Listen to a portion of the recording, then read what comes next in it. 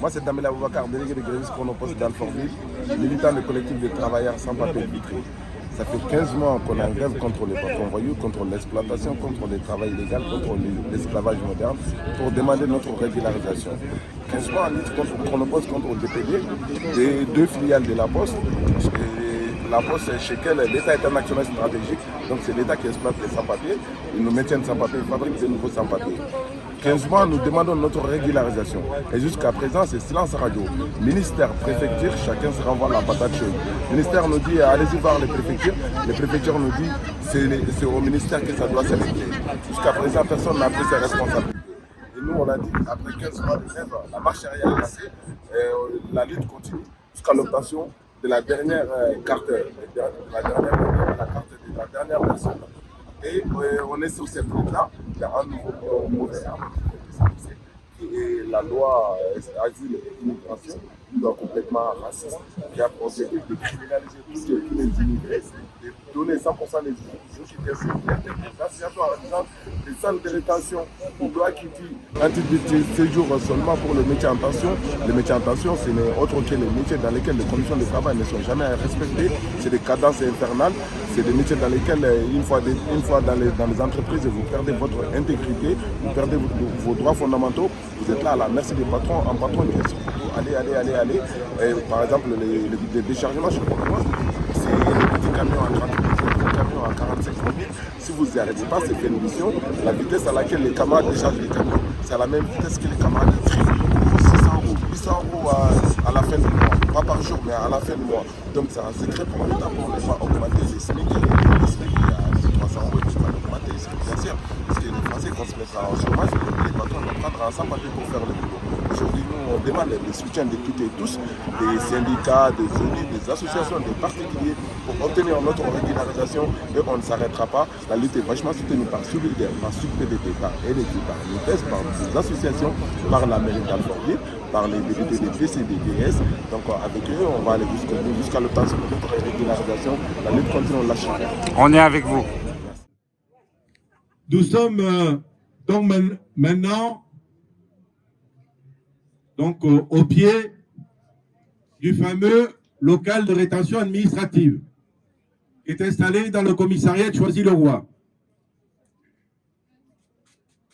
De ce qu'on en sait, il y a 8 places de rétention et ces places, elles sont alimentées par ce qu'on a abordé tout à l'heure, c'est-à-dire par la pratique des RAF, des contrôles aux faciès, du déni de la dignité humaine qui se pratique largement tous les jours. C'est alimenté aussi, pas simplement par les rafles sur les gares, métro ou RER. Peu de personnes le savent. Les rafles, elles ont lieu aussi dans les foyers de travailleurs tout alentour. Elles ont lieu au foyer des Ardoines, à Vitry.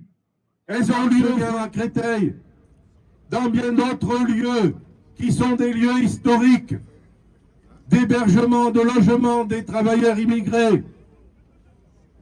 Et c'est pas pour rien que ces foyers sont directement visés et on va jusque dans les chambres, débusquer pour essayer de faire du chiffre, pour que l'unité spécialisée installée au commissariat de Cachan puisse se justifier encore son existence et des crédits. Parce que oui, de l'argent pour ça, pour humilier, pour enfermer, pour emprisonner, pour refuser la dignité humaine, il y en a. Il n'y a pas d'argent pour mettre des postes de travail à la préfecture de Créteil et dans les autres préfectures, ou à Nogent, ou à l'Île-et-Rose. Là, il n'y a pas de fric.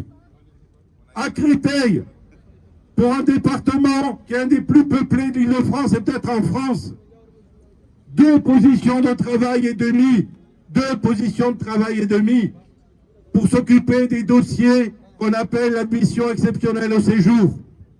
C'est-à-dire qu'il y a, quand on regarde les congés, pas plus de 2 personnes qui s'occupent de milliers et de milliers de demandes. Évidemment, c'est ça qui explique que la préfecture, quand elle daigne nous recevoir les rafois, eh ben, elle n'a qu'un seul discours, c'est que dans l'admission exceptionnelle au séjour, il y a exceptionnel. Et que l'exceptionnel, désormais, c'est la règle. C'est-à-dire qu'on n'accueille plus. Et on préfère, comme on n'accueille plus, mettre des effectifs de police chargés des contrôles faciès et de la chasse aux immigrés, plutôt que de mettre des personnels administratifs qui seraient chargés d'un accueil et d'une orientation digne pour les personnes qui se présentent et qui sont en souffrance et qui ne peuvent pas avoir accès au guichet des préfectures et qui ne peuvent pas même rentrer, ni déposer, ni prendre un renseignement auprès des services administratifs. Voilà la réalité. Les méprises en dépit que ce soit des citoyens et des travailleurs. Et vous, c'est la même chose. Vous réclamez une égalité des droits. Vous réclamez le droit de pouvoir travailler, le droit d'avoir un logement, le droit d'avoir une famille, le droit de pouvoir vivre à égalité dans le pays prétendument des droits de l'homme. Et ce que vous êtes en train de faire ici, c'est-à-dire de tenir une lutte sur des mois, tenir tête à des puissants qui vous méprisent, eh bien ça, je vois rien de plus français que ça. Et toutes les personnes qui vous regardent de haut, qui vous disent que vous n'avez pas votre place, eh bien je leur demande de regarder quelle est votre vie. Parce que sans vous, la France, elle n'aurait pas tenu pendant le Covid. Parce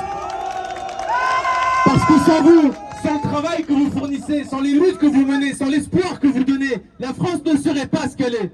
Donc je vous le dis avec l'écharpe tricolore sur le corps, je veux que vous fassiez un avec notre pays. Je veux que vous ayez les papiers. Je veux que vous puissiez travailler. Je veux que vous ayez un logement. Je veux que vous meniez votre vie de famille. Je veux que vous gagniez votre lutte. Et pour que votre lutte gagne, on sera à vos côtés. Vous avez la lutte la plus exceptionnelle qu'il m'ait été donné de voir. Ne lâchez rien. Vous êtes forts, vous êtes puissants, vous êtes solidaires. Vous allez gagner. Merci à vous.